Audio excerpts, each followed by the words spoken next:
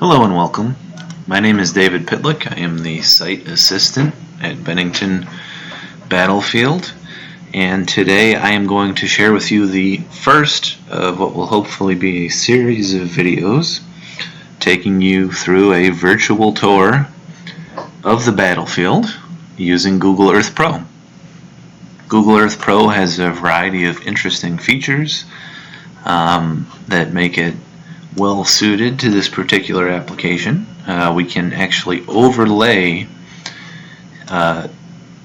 historic maps over the modern satellite imagery, which will allow us to sort of travel forward and backward through time as we go over some of the events related to the battle. Now, before we begin with our first feature here, we're going to begin with an overview of the campaign. And you can see we've got a few pins in our map here to help us out. Now, the Battle of Bennington is fought August 16th, 1777, and there are some very important things occurring in the lead up to that date. Most notably, we have the fall of Fort Ticonderoga. Now, the British, with an invading army out of Canada, are attempting to subjugate New York. The way to do this at the time would have been to advance along the river valleys, specifically the Hudson and Mohawk River valleys, so the Mohawk River Valley out to the west here. If Burgoyne had managed to successfully advance and control this territory along these waterways, he's basically in control of New York. Now, why would this be important? Well, as New Yorkers, if you are a New Yorker watching this video, well, of course we think that's quite important. However, there is a broader objective in mind here, and that is to sever New England from the rest of the colonies. Basically, it's the old divide and conquer strategy. Now, on the heels of the fall of Ticonderoga, the evacuation is going to occur July 5th. So it's sort of disheartening, coming on the heels as it does of July 4th. You are going to have the garrison basically flee for its life. They will be pursued some distance. Here's where Hubbardton comes into things. We have the Battle of Hubbardton being fought. And basically that is a rearguard action to save the army up here. Seth Warner, who will find himself in the Battle of Bennington in our story here soon, is one of the big heroes of Hubbardton. So Burgoyne takes Ticonderoga. The silver lining to this very dark cloud is we have a successful rearguard action fought. Those troops do make it off. Now, from here, Burgoyne is going to continue marching south. And for reference, we can take our ruler out. Distance from Fort Ticonderoga to probably one of the older parts of Albany there. Well, we don't want that in centimeters, do we? How about miles? So we're only about 85 miles distant as the crow flies.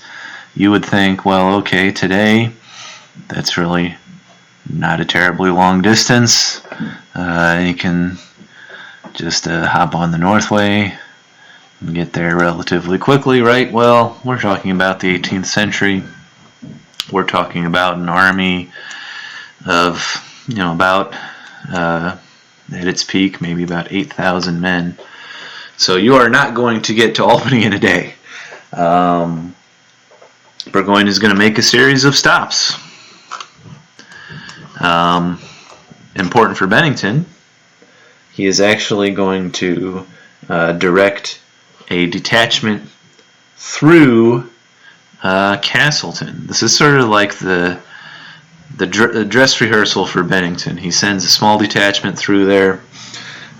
He's really not afraid of any significant rebel or patriot resistance, and he gathers some supplies.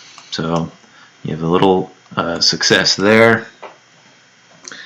He's going to continue on his march through what is now Whitehall, then Skenesboro, on to Fort Anne, on to Fort Edward, and then we're going to start seeing some problems, if now or if not even a little earlier. So Burgoyne's army arrives at Fort Edward around July 29th. We have a pin here for Fort Miller. He does have a portion of his army and Baum's detachment, which we'll talk about shortly, depart from Fort Miller there. But we can see we're still a good ways from the modern-day Saratoga National Historical Park, and we are still quite a ways from Albany. So we can actually even measure that out, and we remembered the miles. About 35 miles as the crow flies. Not terribly far. But he is slowing, so consider the fact that he has marched out of Quebec, south, along, a considerable distance. This is a very long supply chain we're talking about here to maintain. Every success that Burgoyne meets with saps his strength. The further he advances, the more men he has to leave behind to guard his lines, to garrison places like Fort Ticonderoga. So really, paradoxically, the further he gets to Albany, the farther away he is in terms of preparedness. That's one of the major reasons that this expedition to Bennington is conceived. Burgoyne is looking to ease a logistical burden he's run up against. When he left Canada, he did not leave with sufficient supplies of carts, sufficient numbers of horses or oxen, things like that will keep his army on the march. So his march is slowed significantly. By around this time, he has decided to put another sort of Castleton type plan into motion. However, this one is going to be much more ambitious. He's going to have a detachment from his army cover hundreds of miles in sort of this broad march through the newly independent Republic of Vermont, or from, I guess, a British perspective, a breakaway section of the province of New York, to go ahead and gather supplies. Now, he has a route all worked out, or rather one of his subordinates does, but he alters it on the fly, verbally, when he is given intelligence, likely from a loyalist named Justice Sherwood, that there is a sizable supply of stores in Bennington, Vermont. Now right here, no, we are not at the Washington Monument. We are in Bennington. This is the Battle Monument. And this Battle Monument is a fair distance away from our battlefield. Again, taking out our handy dandy ruler. If it'll work, please work. Approximate maybe 5 miles as the crow flies, something like that. This is one of the first stops in Vermont for Burgoyne's detachment. He now wants them to start here, gather the supplies, and continue on this expansive mission to recruit loyalists, give out counterintelligence that this detachment is actually the vanguard for his army on its way into New England, in the hopes of drawing troops off from some of the Patriot forces in the area, and in support of his own distraction force marching through the Mohawk River Valley. If you need a distraction for your distraction, a good rule of thumb is something's not going well. So that's why we have the battle monument here, and that is why we're going to have the battle fought here in the town of Hoosick, New York, not far from the state line as it's currently drawn. Now, this detachment from his army is going to proceed from Fort Miller, and they're going to have some decent success on their way. I mean, it's not as if Baum took a single step and he was captured. He did have a fair distance to march before he gets to the battlefield here. And along the way, he succeeds in gathering some cattle, flour, recruiting loyalists, things of that nature. There's actually an undelivered letter to him from his German commander giving him praise for how well he's done. That letter will not make its way to him as he lies captured in the hands of the Patriots. Now, this video series is not going to dwell on the entirety of the campaign, but rather we are going to drill down into the Battle of Bennington itself, and we're going to do that roughly organized by stops. So if you ever have visited us before and you've taken the tour, you'll be familiar with 3 main stops. We may expand that slightly for this series, but we are going to confine ourselves to locations relevant to the first engagement of the battle. It's fought in 2 engagements, separated by about a distance of 2 miles or so.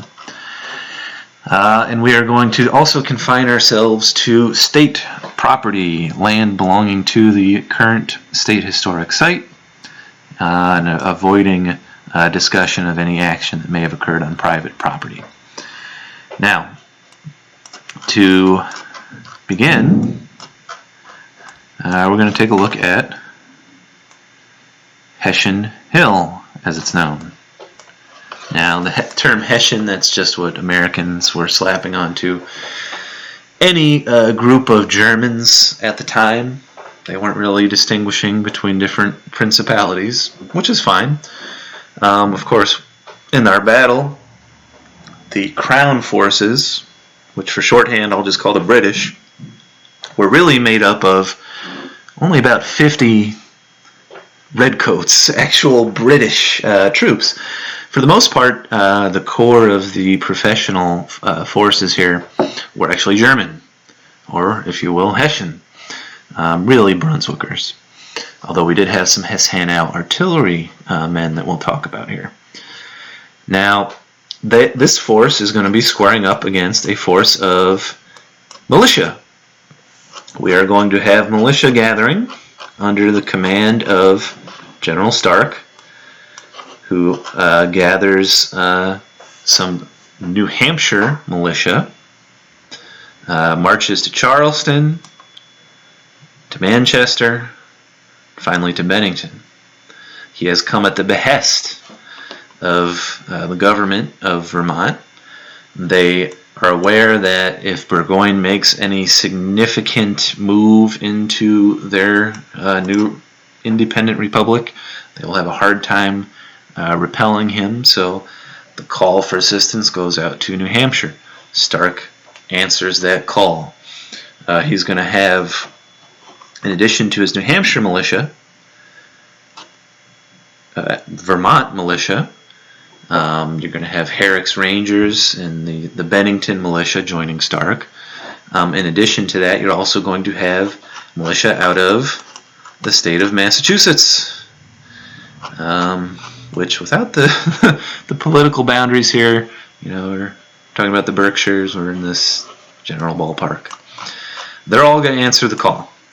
There is a small number of New Yorkers who answer the alarm for Bennington, but do not actually arrive in time for the battle. So unfortunately for our New Yorker friends, there are no organized companies of New York militia at the battle here.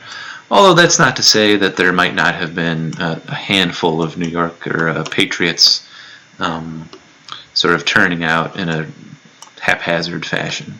But New Yorkers in the Battle of Bennington are not going to be a significant number. Now, again, we're going to begin here on Hessian Hill.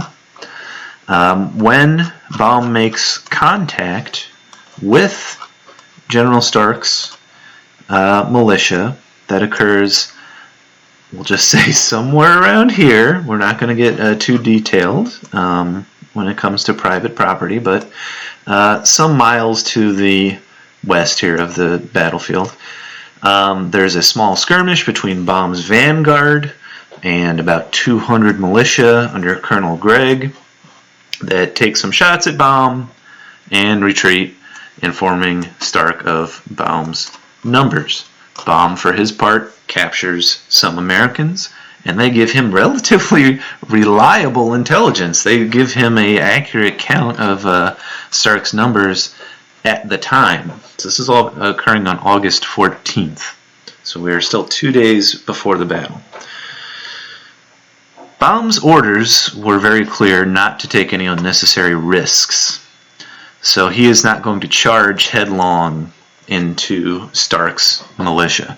Stark does attempt to invite him to battle, to fight a sort of a set-piece line battle on open ground.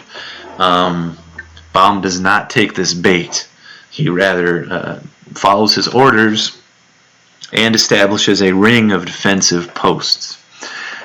This is one of those posts that it will be up to the Americans to attack. Now, just to give you an idea here, this is not the most accurate topographical map, but it is still pretty useful. I mean, we do have 2-foot contours of LiDAR, which is extremely accurate topographical information, but this really gives you all the information you need. You can see that we have a steep rise here, sort of accessible through a ravine here, or perhaps accessible by a saddle between two large sort of pinnacles. So this is very important ground to control if you're trying to control this bridge. Now, we're not talking about the modern bridge, we're talking about a 18th century bridge, and we are not talking about the modern Cottrell Road, we're talking about the road to Bennington. Baum decides that he's advanced this far, he cannot retreat, so he must defend this position. This is key terrain, he wants to control this bridge. If you're controlling this bridge, well, you better make darn sure that you've got the high ground on your flank covered. So it does make a certain kind of sense to fortify this position, but the way it's done, and in particular the placement of some of the defensive works here, is a real head scratcher, and it sort of gives you an idea of Baum's relative inexperience in conducting himself in, quote, the American wilderness. Now, what are we talking about exactly? Well, let's go to our Durnford map, a map prepared by a British engineer assigned to Baum's detachment. This is really not a terribly accurate overlay. This is not exactly where the Dragoon breastworks, as this defensive post is known, were, but it's pretty darn close. And again, we're not aiming for pinpoint accuracy here. We just want to sort of make a general point of how, going over the terrain and explaining how it turned certain events in the battle in the favor of the Patriots. Now, this map that I've overlaid, you'll see a bunch of rectangles. These particular rectangles are 3 arms of a log breastworks that was thrown up hastily to guard this point. The larger rectangles aren't structures, those are actually bodies of men. So here we have some German dragoons. These were men who could be on horseback, but were not sent to the British mounted. Burgoyne has opted to get them mounts. But for the battle here, they're just going to be fighting as dismounted infantry. And then we also, according to Durnford anyway, have a small component of Rangers on the shortest arm of this breastworks. Now, whether they're there or whether they're down at the bridge, it's sort of a contentious topic, so we'll leave that where it lays. But in the woods here, you have the Americans, the rebels, the Patriots, the provincials, whatever term you want to apply. And we do mean woods. These little pictograms here, these little ovals, those are all trees. You'll notice a relative scarcity of trees directly in front of the breastworks. According to Durnford's map, it would seem that the field of fire in front of the breastworks here was relatively clear. Some trees, maybe some low brush. Now, why would that matter? Right? Our defenders here, our German dragoons, they should have some sort of advantage, you would figure, as defenders behind some log breastworks. However, the problem arises that we've got an open field of fire, and then within musket range, a tree line. So we have a more solid tree line developing that will provide cover and concealment for the Americans. So they're actually able to fire on the defenders from their own form of cover. And this would have been sort of a comfortable mode of warfare for these militia. About a quarter of them had, at least according to one scholarly estimate, some form of combat experience. The remaining 3/4 were, as far as we know, completely green. In other words, inexperienced. At any rate, the more experienced among them probably would have told them, hey, fire from cover, which they certainly took advantage of. Now, just a quick note on the terrain. If you visit the battlefield today, this stand of trees has been removed. We removed that a couple years ago. This satellite imagery was collected in 2014, so this is about 6 years old by this point. A little out of date. So this is open. Our future plans are to allow a brush line to redevelop here so that we have the sort of, at least in one section of the hilltop here, an authentic 18th century tree line.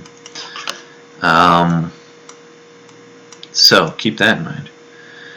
Now, as the Americans were getting into position to attack this location, the commander, and just to make things as confusing as possible, we have Baum, Lieutenant Colonel Baum, in command of the overall detachment. the German in command, apparently at this particular point, was named Maibaum. And Maibaum actually requests from Baum a cannon. He has observed Americans moving through the woods. Baum probably thinks nothing of this. Why would he think that? Well, Philip Skene has allowed Americans basically to enter and exit the camp freely here. Now, he's administering oaths of loyalty to these guys. How many of them were sincere? Probably some. The rest, however, were actually patriots. So these were rebels gaining access to the British camp, inspecting fortifications, taking accurate counts of the disposition of troops at these different fortifications, and returning that information to Stark. So, Baum, in modern parlance, you'd say he had no operational security. Everything that he was doing was completely known to his enemy, in this case the Patriots. Now, to continue the story, it's easiest if we turn to some eyewitnesses. The first eyewitness that we will consult is fighting for the British. He is a German surgeon's mate, Julius Wasmus, and he is actually on this hill as the American attack unfolds, and he has this to say. So, from his journal, he writes, "Our dragoons fired up volleys on the enemy in cold blood and with much courage, and it did not take them long to load their muskets behind the breastworks. But as soon as they rose up to take aim, bullets went through them. They fell backwards and no longer moved a finger. Thus in a short time our tallest and best dragoons were sent into eternity. Our cannon shot ball and grape shot, sometimes to the right, sometimes to the left, and then again forward into the brush." We're going to take a brief pause here just to mention the cannon is actually visible on our friend Durnford's map here. So it is at the corner of the breastwork here. That little pictogram depicts a cannon. The longer part of it, that's actually the tail, and then that flared portion, those are the wheels. So we have a cannon here. It is firing on our advancing Americans. It's firing, in this translation, grape shot, more accurately case shot, small iron spheres basically packed like a shotgun shell for use close in against large concentrations of troops. It was probably fairly effective, but it doesn't hold out long. Wasmus continues, "The cannon in our entrenchment was quiet because the sergeant artificer who commanded it had been shot. The 8 men at the cannon were either shot or wounded. At the bridge, where our Lieutenant Colonel Baum was standing, the cannon and volley fire had ceased." Well, here's our approximate bridge position. Here is Baum's tent. We'll get into how we know that a little later on. Here's where Baum finds himself. So Wasmus is actually able to see the action around the modern caretaker's house and the 30-acre fields back there from this vantage point, which is very telling, very revealing. What we assume that means is that, well, today our hillside is wooded, which is accurate. It's successional growth. We have sort of a dense understory that you can't really see too far through. At the time of the battle, this was probably all old growth. So you have a thick canopy, sure, but you have very old hardwood trees probably growing up with a nice wide open understory. Men were apparently able to ride horses through here without much difficulty. So this is old growth forest, and Wasmus has got some kind of a view down to our surrender fields, which we'll get to in a subsequent video. Very interesting. But as he says, Captain Doms, who was covering our left flank and rear, were driven back with his few men and captured. We could see this quite well from our mountain. We were thus completely encircled. Now, to pick up the story, we're actually going to turn to an American. This is Jesse Field. He is attached to Herrick's force, and he writes, in a moment, he deposes rather, in a moment our adjutant rode up and ordered us to advance. We pressed forward. So what does pressing forward mean? Pressing the attack through the low saddle in front of the breastworks. And the Hessians rose and above their works to fire. We discharged our pieces at them. We kept advancing. And about the second fire, they left their works, ran down the hill to the south or southeast. Well, let's check our compass. Where are we going to head? Here's north, south, southeast. We're heading this way through our baggage. We followed on over their works and pursued them down the hill. The day was very warm. They were in full dress and very heavy armed, and we in our shirts and trousers, and thus had much the advantage in the pursuit. So, our friend Wasmus, after sheltering behind a tree, he's driven somewhere south, and again, going back to our topo map, he's unlikely to have fled this way. In all likelihood, he was trying to link up with the rest of Baum's force in these low-lying fields. The easiest path for him would have been through the baggage or the pasture here. He flees and he's captured. We'll have more from Wasmus a little later on, as well as some other American militia eyewitness accounts. So that is, in a nutshell, our campaign overview, as well as the nickel tour of our hilltop here. I hope you enjoyed this video, and if you have any questions or comments that you'd wish to share, please go ahead and post them in our comments.